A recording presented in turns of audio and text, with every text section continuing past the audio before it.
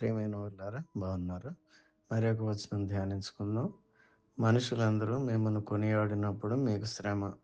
వారి పితరులు అబద్ధ ప్రవక్తలకు అదే విధముగా చేసిరి. లూకా 6:26.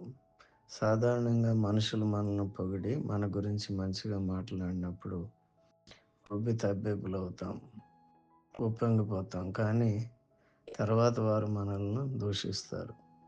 ఈ విధంగా వ్రాయబడి ఉన్నది, మీలో ప్రతివాడును తన పొరుగు వాని విషయమై జాగ్రత్తగా నుండవలెను. ఏ సహోదరునైనను నమ్మకుడి.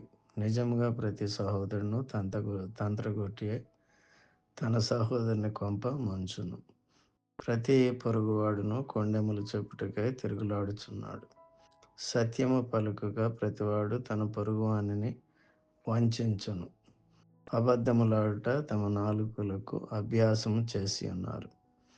ఎదుట వాని తప్పులు పట్టవలనని ప్రయాసపడుదురు. యెర్మీయా 9:4-5 మరియు ప్రభు మెచ్చుకున్నవాడే యోగ్యుడు గాని తను తానే మెచ్చుకున్నవాడు యోగ్యుడు కాడు.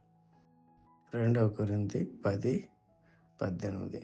ప్రభు మీ అందరినీ దీవించి కాపాడును గాక. ఆమేన్.